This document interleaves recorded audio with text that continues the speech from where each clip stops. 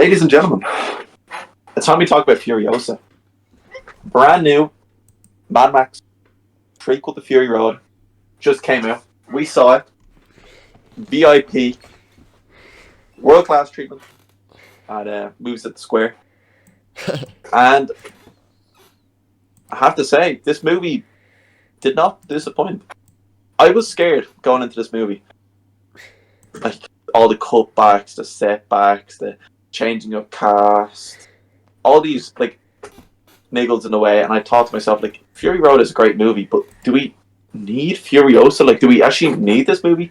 Like, sure, she's a cool character. Charlize Theron plays her perfectly. But, like, it's just really, do we really need more Mad Max? I've been saying this for a while. I feel like every single podcast we get on, it's like, do we need this? Do we need this? Do we need this? And typically, it's like, yeah, we do need it. I was coming into this Furiosa, and I remember you were trying to say it to me. I was like, oh, we have to go see Furiosa. We have to go do this. I'm like, yeah, but like, it's Furiosa. Like, what is Furiosa going to do? Which is going to be like mind-blowing or revolutionary? Like, is this actually going to be worth paying the $16.50 we paid in tickets each? Yeah. Of course, we got the unlimited popcorn and drink. Not being an ad for Movies at the Square by any means necessary. But I was thinking to myself, like, is this really, like, is this worth spending all this money for? Is it worth paying my hard-earned money to go see Furiosa with Anna Taylor-Joy, who barely says a line in the movie, and has Chris Hemsworth, who has been known to kind of do, like, shitty movies. Yeah. For a direct prequel to Fury Road, which is a great movie in itself, but probably isn't needing of a prequel. Like, it's not really needing of this somewhat, kind of like look into the past for it, because it's fairly simple, It's Mad Max trying to get away from a Morton Joe down the Fury Road. Like, it's not difficult. But I have to say, after watching it, I was 100%, 1000%, I'd say, happy I spent the money. I was happy I went to go see this movie. I'll let you talk about it for a little bit. We can talk about, like, initial reactions. Yeah, like you said, Furiosa, it was coming into it as a bit, apprehension, but straight away when you watch it, it's a Mad Max movie. There's no two bits about it. It is a different Mad Max movie, though. I think it's important to know. Mad Max Fury Road, basically, as you said, very simple storyline. They drive here, they drive back, that's it. I'd say Furiosa is like Mad Max lower version, if you know what I mean. In the sense that Mad Max, as I said, it's mainly just one big set piece. But in Furiosa, you get to see all these different locations which are hinted at in Mad Max. The Bullet Farm, Gas Town, all the different, like, planes. You get to see all that in Furiosa. It really fleshes out the world, which...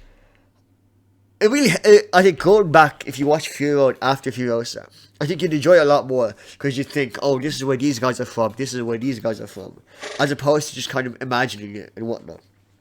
But Furiosa does, I think it's important to understand, it's like the life of Furiosa. This isn't Furiosa, she's old, it's her, whatever. This is Furiosa from being a child to being the imperator over Morton Joe. So you see her from being the child actress who has a lot more lines than Anya Taylor-Joy as an adult, and her being kidnapped, brought away, and then, growing up with Dementis for a bit, the main villain, played by Chris Hemsworth, and eventually being taken to the Citadel and living amongst the War Boys. And not only does it flesh out the world, it really kind of grounds it. Because obviously Mad Max is crazy, it's mental, it's mad, but you want to know, like, how the logistics of it. How does it all work? How can these guys exist in the arid wasteland? Well, you have, like, the triple ecosystem, where Immortan Joe has, like, a small amount of produce that he can make, lettuce and vegetables and whatnot. You have Gas Town, which sits on an oil field, and they have all the supplies for petrol that anyone needs. And then you have the Bullet Farm, which is a literal mine that creates bullets, like a big workshop. So all three of these send convoys to each other to ensure, safety and peace. And even basic stuff like they have like academies for war boys to kind of teach them like how to be an engineer, how to work on these cars, how to make them and whatnot. And Dementis is a great character. Obviously, he's not in Fury Road, so you understand he's probably not going to survive this movie. But he probably is the smartest Mad Max character we've seen, like in both of the movies. He is an instant, well, I wouldn't say instant threat, but I think he's a surprise threat. Because you watch it and you're like, okay, he kidnaps Furiosa, whatever, you know, he tortures her mom, okay, cool, like it's brutal, as we expect, but it's nothing too new. He rules like a biker gang, a biker kingdom, if you will. But then when you see him interact with Immortal Joe, with all the other clans and factions, he completely outplays them every single time. Like, he goes into Gastown, he manages to, like, take it over via a couple of, like, basically using the Trojan horse method. He takes it over. Mm-hmm. Then he goes to Immortal Joe, literally holds the world ransom for all its petrol, and just swindles his way into creating like a new faction, you know, and like ruling Gastown, becoming a new like a big leader. You know what I mean? I think it's very fun to watch him. And I do think I want to touch on the main two performances of the movie being Anya Taylor-Joy as Furiosa and Chris Hemsworth as Dementis, because similar to Mad Max. With Mad Max and Furiosa, these two characters carried the movie. If their performance was anything less than what it was, the movie's over. I mean, as you mentioned, Chris Hemsworth has had many stinkers in the past, especially Thor 4. And so coming into this movie, you're like, I don't know, I don't remember Chris Hemsworth being a good movie last time. And he's great. I mean, Dementis is demented. He's crazy, he's funny, he's got the Proximus kind of pompousness that we mentioned in Kingdom of the Planet of the Apes. He carries himself. He's got that charisma. And Anya Taylor-Joy Furiosa is phenomenal. I mean, I always kind of doubted how well she could portray this cold-blooded action hero with basically no lines of dialogue. Where typically Anya Taylor-Joy plays the opposite, plays like a conniving, smart, or troubled person with a lot of dialogue. So seeing this role... Well, like, to be fair now, we have seen her in quieter roles. We have seen her in the likes of Queen's Gambit. She doesn't, like... She's more of a listener than a talker. And, like, but it's still... kind of has, like, that aura around her, you know? She kind of has that silent but observant kind of... You know... So she's not like a Margot Robbie, which kind of, like... She uses her words to kind of, like, act, if that makes sense, you know? Well, she's a great physical actress. Yeah. Which this movie like highlights to a perfect extent. I mean, the action sequences are complex. They're very intensive. You get to see like it's like very fluid. No jarring cuts. We're not watching Taken here, and it's just a joy to watch. And you never like something like you never look at Furiosa and think anything other than it's Furiosa. You never once like, oh, you know, this looks a bit awful or whatever. Even though there are certain issues we'll touch on later in the movie, never once does Furiosa ever like breach those issues or Dementis. Yeah, no, I think like the character setup in this movie is extremely good. I just want to make sure you can still hear me, can't you? Yeah, I'll go there. All right, perfect. Yeah, no, the character setup in this is really, really good. Like, I think, right, we're going to touch on it a bit more in a bit, but, like, Furiosa's whole background, how she meets the Mantis, it's really interesting. And it's a really good way to set up the character. In a sense, it almost feels a bit Vinland Saga, the way she meets the Mantis. And they kind of touch on that throughout the whole... I think it's pretty funny in any way. It's really exactly like Vinland Saga. I mean, look. It's a trope. We cannot say everything's like Vinland Saga just because it's a trope. It's a trope. I just think it's funny. It's like it's like Vinland Saga. Father goes off to try save, you know, or to protect try like help his people. Yeah, protect his son, help his people or whatever. Ends up getting tortured and killed. Son decides to devote his life in order to exacting revenge on the main leader of a group, while trying to gain like his revenge or whatever like that. He stumbles upon a different group, has it's a a lot. different life there. There's a trope of main character is young, gets taken by the bad guys, brought up by the bad guys. That's a trope. But number two, it's also not like Vinland Saga at all because she leaves the Mentis and never once ever treats him as a father figure or thinks anything less than him or he's an awful person. Well, to be fair, he does directly say, "Oh, that's my daughter." Yeah, And he does. He does. He does treat her like a daughter. Like he doesn't do anything weird with Yeah, her. but He doesn't like. that's only from him. That's a one side relationship. This isn't Vinland Saga. If you watch it, you actually know Owen. But I watched Vinland Saga, and you're wrong. Well. Actually, when you watch Vinland Saga, If you actually read the manga, you would understand that that's not the relationship that they have. Sussy Baka, you haven't read the manga. You don't understand this panel. But like I was saying, I think it's like all the character setups are really good. I think the way every character is brought into the movie, even the side characters, are all pretty interesting as well. Just because it's a Mad Max verse, of course. The side characters are always going to be pretty eccentric and goofy and wacky. But I just think the characters in this are really good, especially for a lore kind of heavy Mad Max movie. Yeah. Like it really introduces or solidifies a lot of ideas that you have in the first one. It kind of helps you create kind of like a map of the Mad Max world as well, which is quite nice to do as well. Like you can kind of guess, like you have the Citadel, which is somewhat in the center. Like you have like Furiosa's kind of like haven or her safe land. It's like far north. You can kind of picture it, just like straight above the Citadel and all that kind of stuff. You have the Mentis camp in the middle. You have like the gas town, and you have the Bullet Farm and the Citadel, kind of creating like a triangle. If that makes sense. Yeah, literally, yeah. Like they create like a power triangle. You can kind of see like the Mentis, how he kind of came into the mix, and he heard about like the Citadel or whatever just from coming off the side of it or whatever. Like it's pretty interesting, and it's nice to kind of get that in your head because when you hear about these places in Fury Road, you kind of think to yourself, "Oh, like that's cool," but it could just be like anywhere else. Yeah, there could be like 100 different places. There could be like like the fucking a Gozalian like museum, or there could be like this place or that place. Well, this movie really kind of like cements it in your head. Like these are the three big places.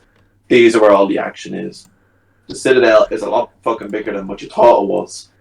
There's thousands of people there. It's a whole city. It's a whole like kind of like Mad Max ecosystem set up. Which is, and it's really, really fun to watch. Yeah. But I think we should touch on. We've gushed about the movie. I think we should touch on one or two issues that we've noticed. Yeah, no, there's definitely a couple kinks in this armor, if you will. There's a couple things which I wasn't really impressed with. Especially, I don't know why, but in the first 20 minutes of the movie. Yeah. This is really fucking weird. It's weird for a Mad Max movie to kind of catch me in the first 20 minutes and be like, what the fuck? I was scared. I won't lie, folks. Yeah. I was scared in the first 20 minutes of this movie. I was like, oh fuck. This is going to be 2.5 hours of balls. Thankfully it wasn't. Don't get me wrong. But I'm sure when you are watching it yourselves, you will realise there's a lot of CG background use in the first 30 minutes. A lot of it. And some of it looks really shoddy. It just looks subpar. Especially for a world as expansive. And it's kind of like beautiful in a sense. Like it's weird, you have all these vast open plains. It kind of like, the Australian outback. Kind of like rustic. Yeah. And like vast atmosphere. It is a marvel to kind of look at, and especially within these first 20 minutes, because you're going through like all this forest area. You have all these like vast like canyons and dunes and stuff like that, and you're like, they could really do well with making this look perfect. And there's like scenes where it's like the mother figure and Furiosa are talking near enough to like the ravine or whatever, and you're like, that looks really fucking bad. like this CG almost looks like the actresses are glowing just because there's a green screen in the background, and it's trying to like pixelate them in the green screen. And it just looked really shoddy, and you're like, Jesus Christ, they could have done a bit better here, or they could have just filmed live.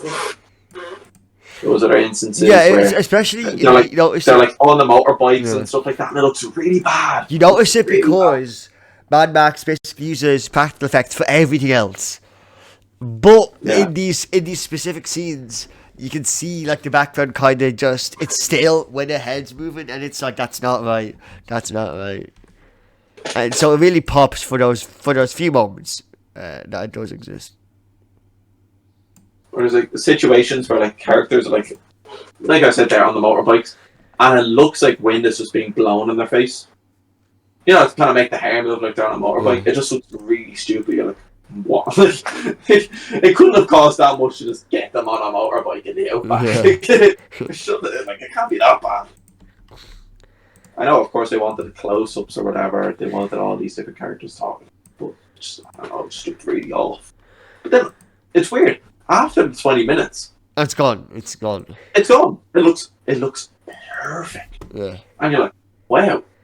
Even like there was like some heavy CG bits in the movie. Don't get me wrong, folks. There's some heavy CG bits, but in the first 25 minutes, it just looks shoddy. It looks subpar.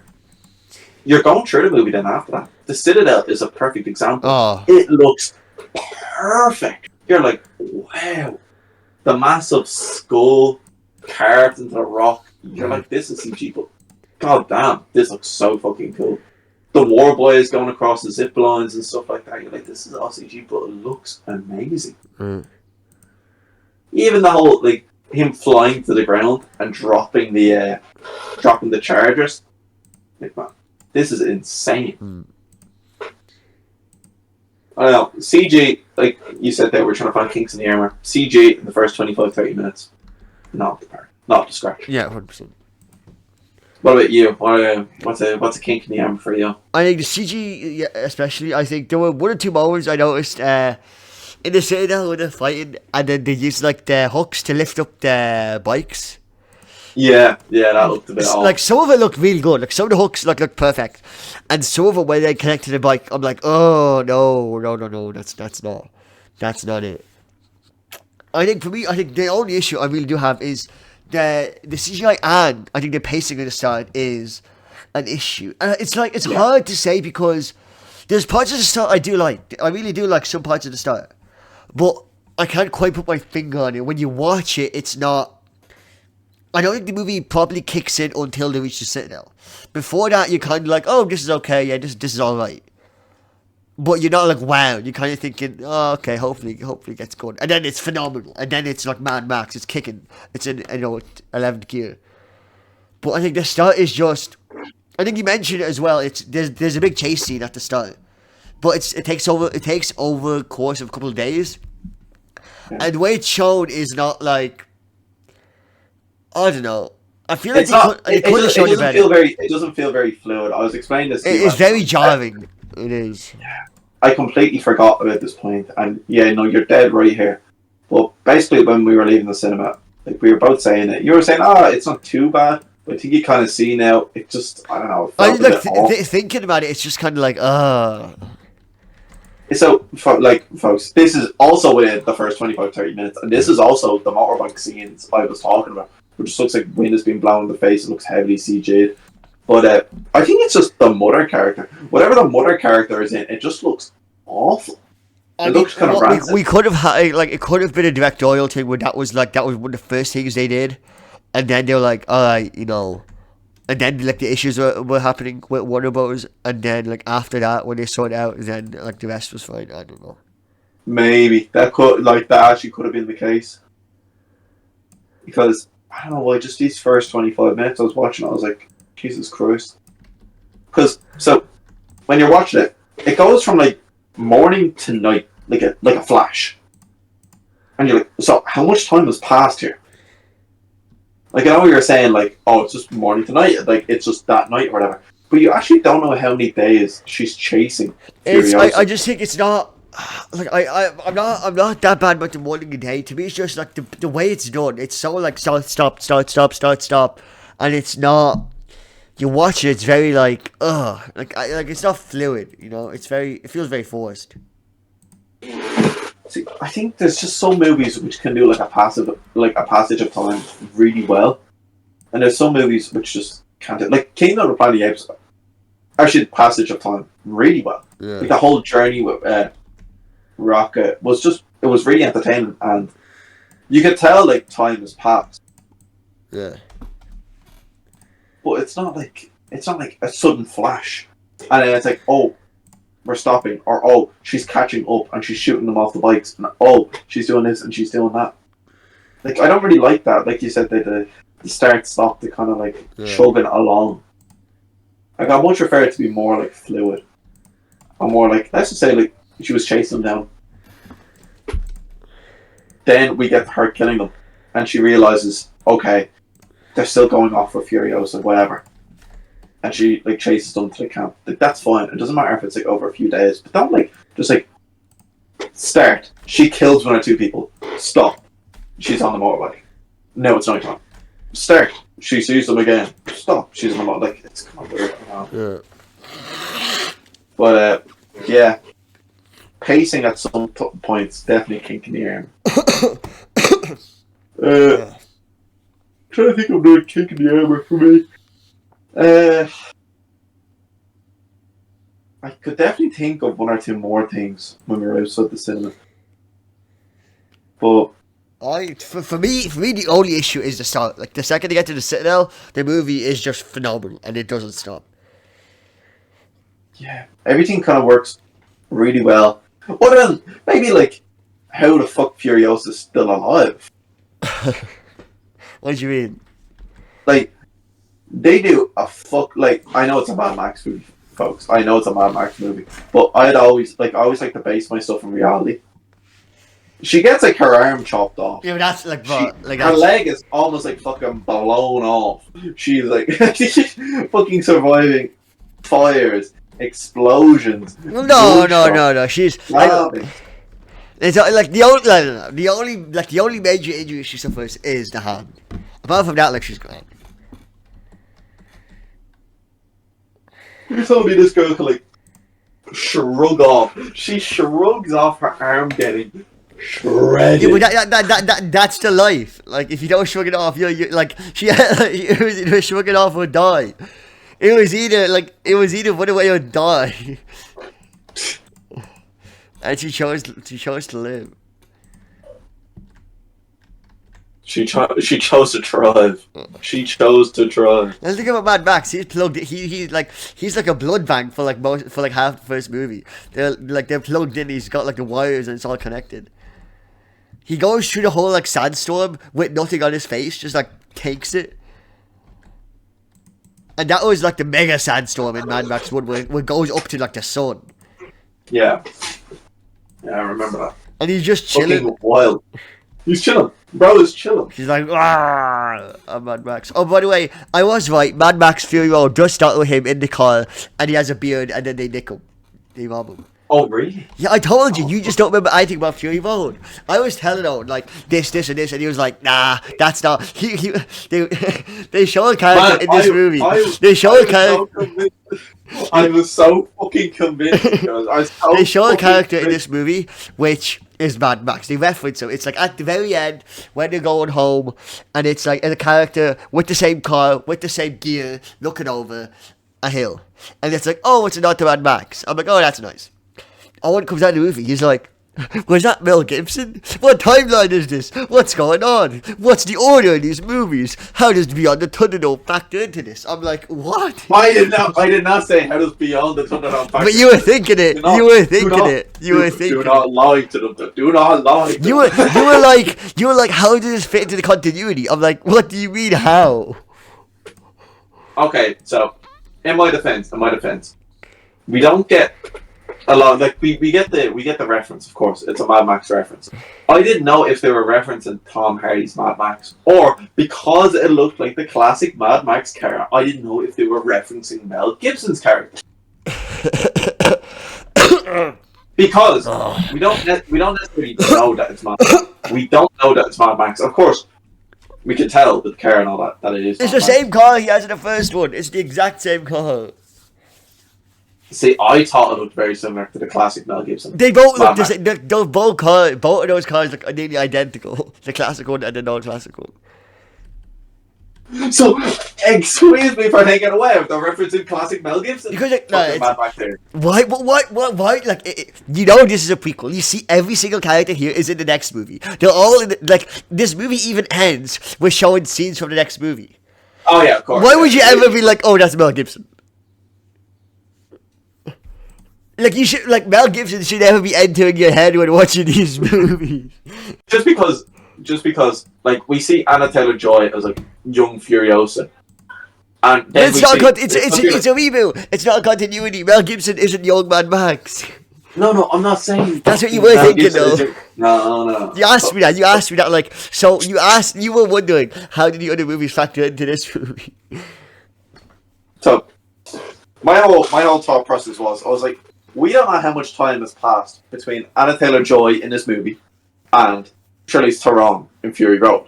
Basically nothing, because we see her. I see. This is what we were like watching the movie. Though this is my thought process. I was like, okay, while watching the movie, it's like, how much time do we think has passed? Because of course I know we go straight into Fury Road here. The last scene is him. She hides the wives in the war ring.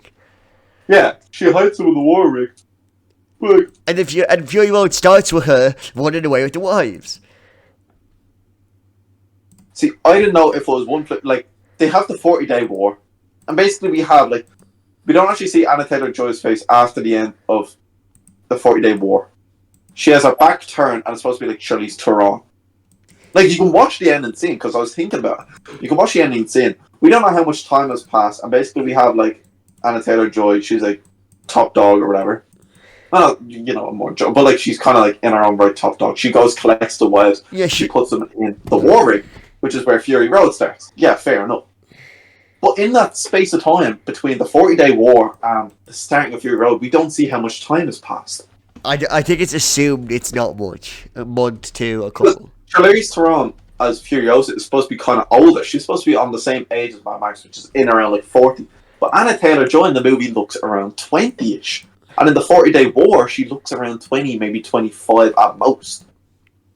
So I'm thinking, how much time has passed? She's now like top dog or whatever.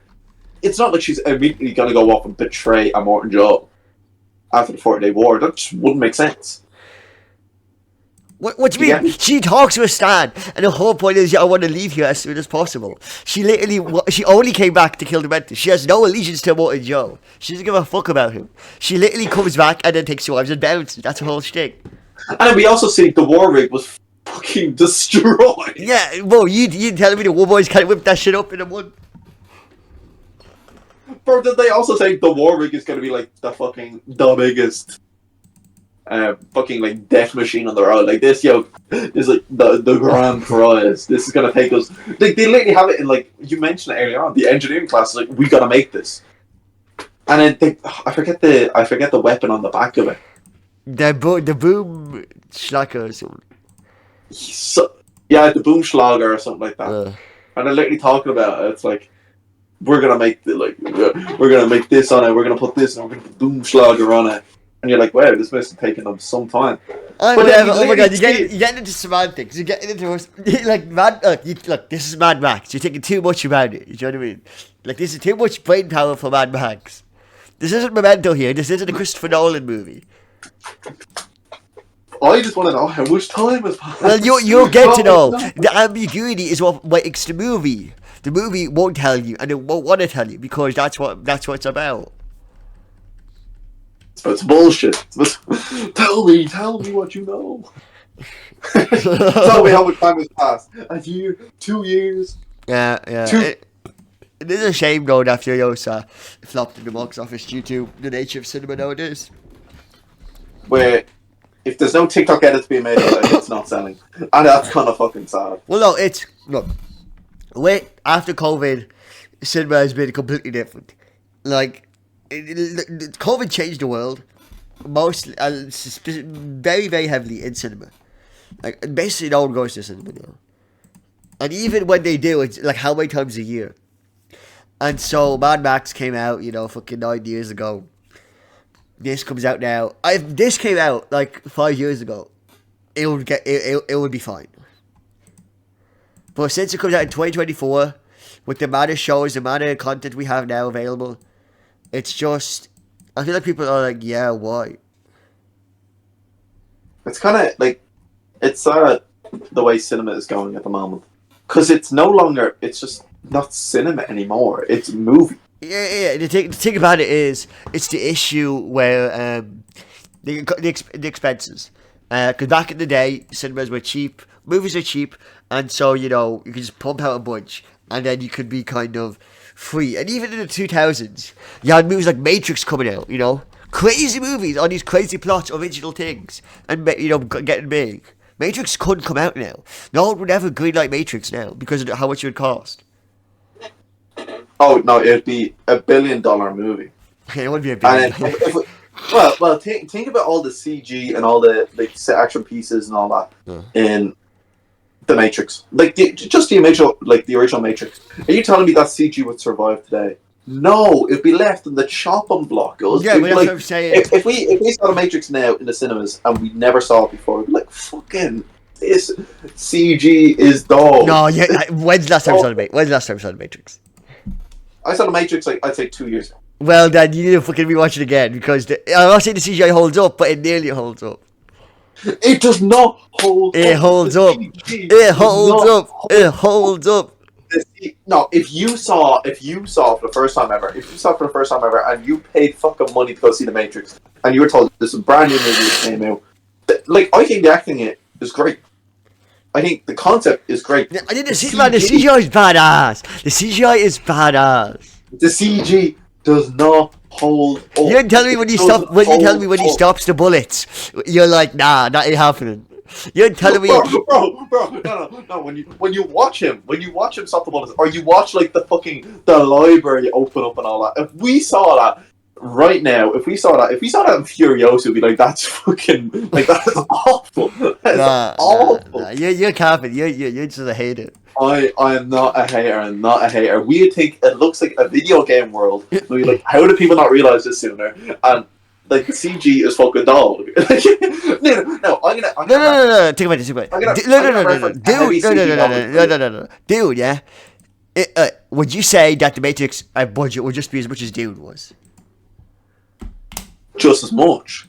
Yeah, as much. Dune, which nearly everything was CGI with all the worms. Do you think it'd be the same?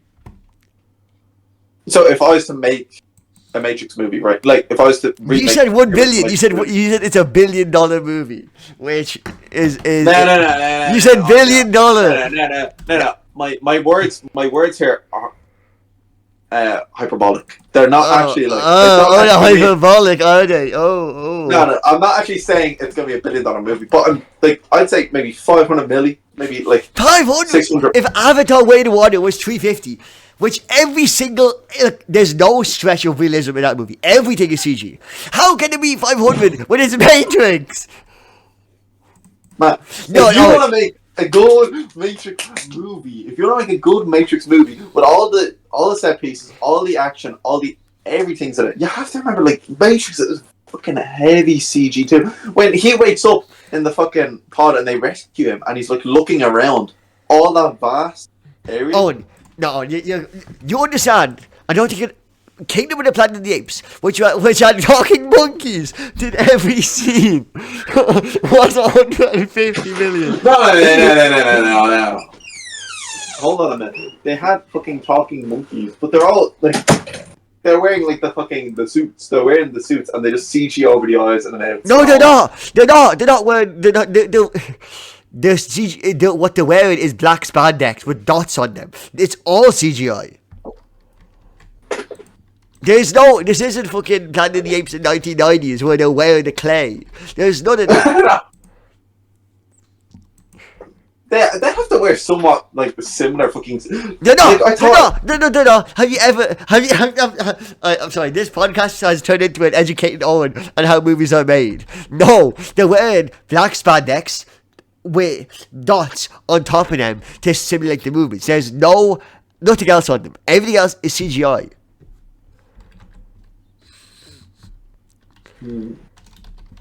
I thought I know they wear the fucking. I know they wear the dots and all that, but I thought they wore like somewhat kind of like not like suits. No, they Not wear nothing. Not that they're wearing fucking monkey suits. Like they're wearing like like the head molds, and they're wearing not like the clay head molds from the 90s. They wear nothing. I'll tell this is what it looks like right now. This is what it looks like. It's a guy with a camera on his face, and then this is what he looks like after. It's just a guy in a suit. He's not wearing anything.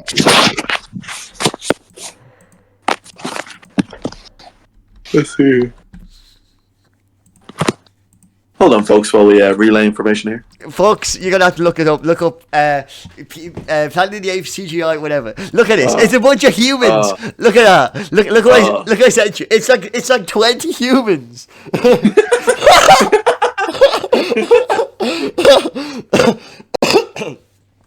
Like, it's all CGI. Everything, even what they're holding on to, it's all CGI. See, it was it CGI? It was CGI all the time, baby. From the start, it was CGI. From the moment you wake up, it's CGI. From the moment you go to sleep, it's CGI. All the best movies these days, all CGI. It is all CGI. You will not watch a good movie these days with just live action characters, unless you want like you won't you won't because it's cheaper. Challenges. It's cheaper to make CGI nowadays than anything else. Look at all the images I'm sending you. It's all CGI. Like I think if you really want to fucking do the Matrix movie, bro, you want to do the original. Like we're not doing this shit, you know. We're not putting anything on people's faces. Wait, this is a pretty funny image. I just thought that was a very funny image. It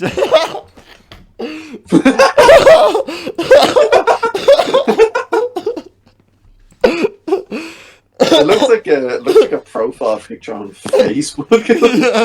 Oh man, that would be such a funny profile picture for like WhatsApp.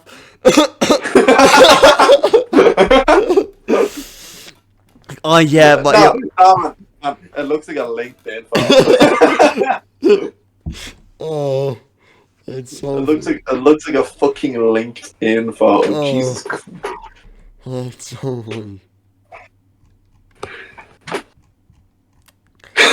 The inside are fucking CGI. That's pretty good. That's pretty good. So, you know, to make a movie with good CGI, it'll take like 150 million. To make a great CGI, at 200. To make, like Avatar 2, we both said we've never seen anything like it. It's like something that never existed. Do you know what I mean? It blows our minds. That's 350. And every speck is CGI. Literally all the whales, all the dinosaurs, all the water. There's like one human in that movie. And he's talking CGI as well. You also have to remember, there's no big fucking actors around like that. In Avatar. Who's the big Zoe actor? Saldana, Sam Worthington, Stephen Lang, Sigourney Weaver. Kate Winslet.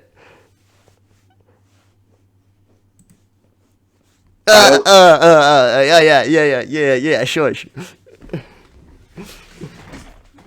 Are they bigger than the Matrix? Then Keanu Reeves in 1990, after he made the fucking joke. Keanu Reeves was a comedian back then. He was known for, he did Speed, and that's it. He was a funny man. Oh, he was a funny man. Oh.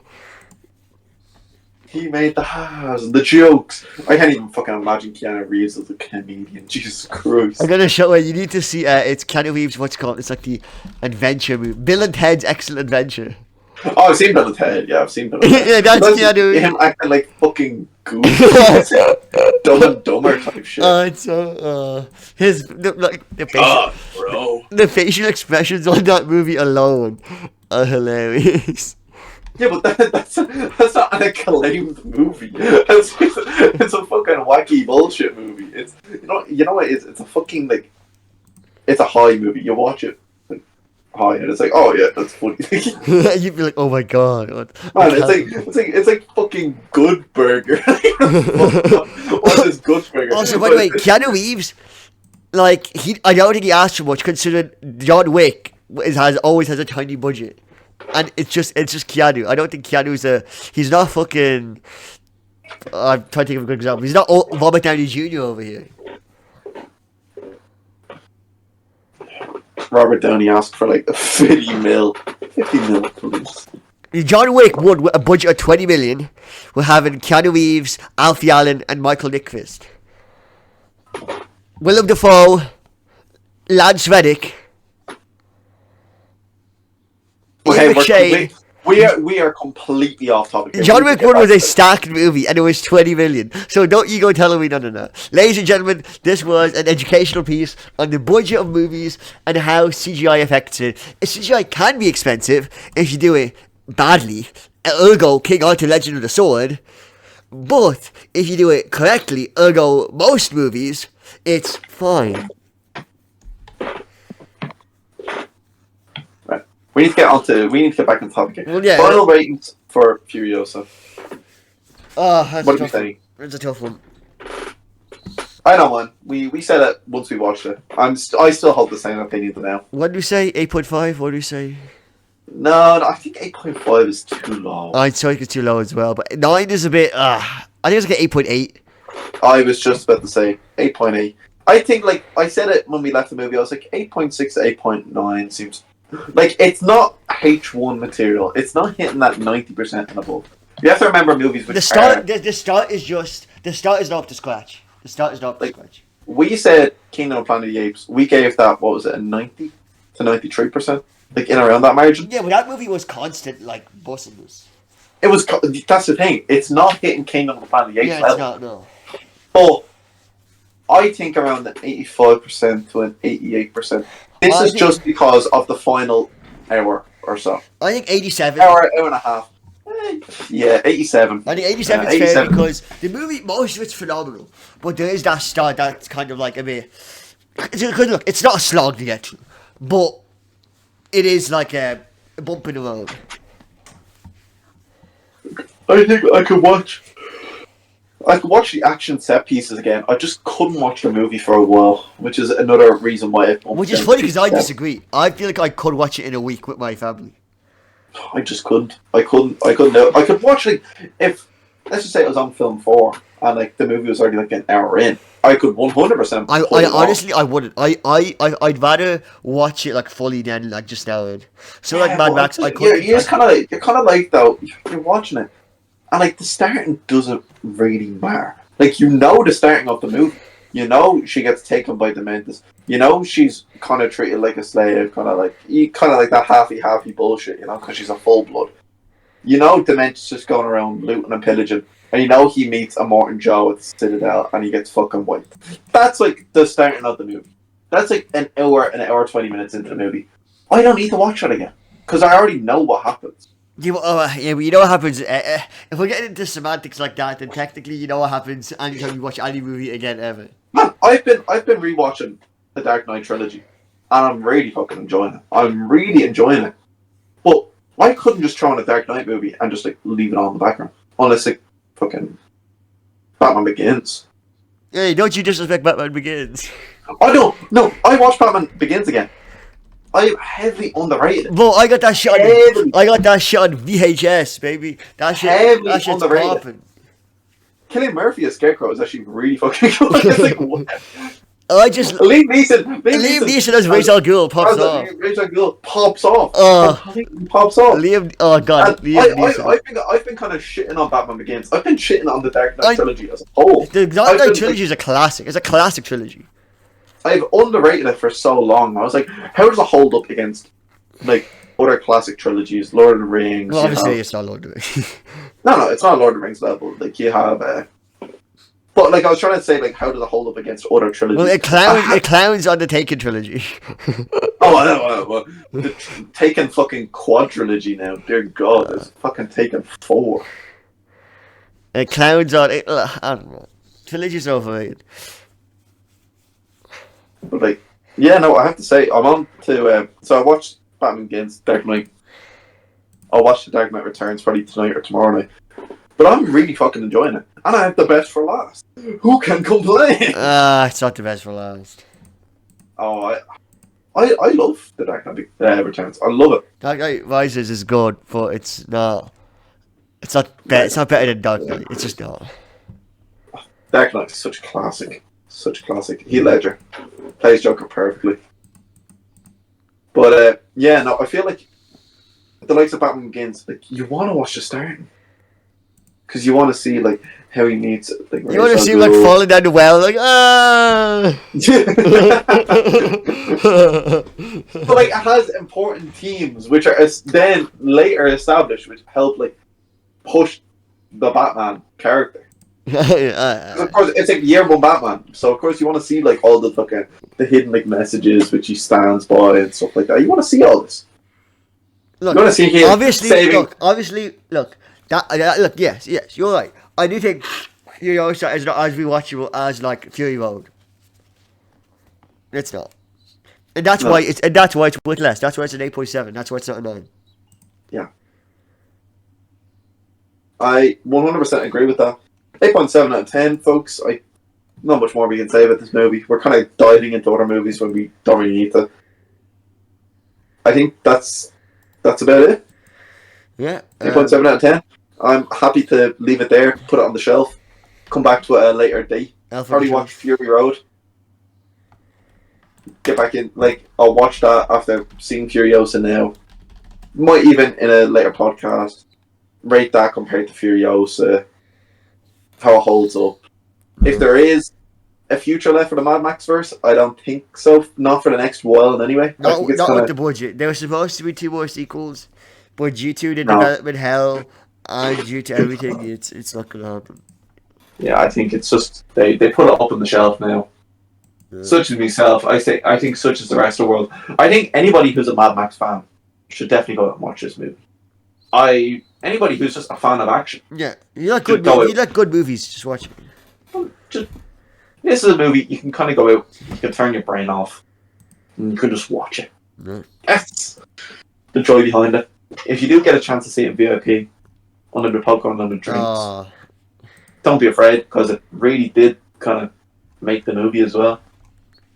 I would not go into this movie thinking hard philosophical thoughts. Not go into this movie thinking high class drama, suspension. This isn't Bridgerton. This is Furiosa. Yeah.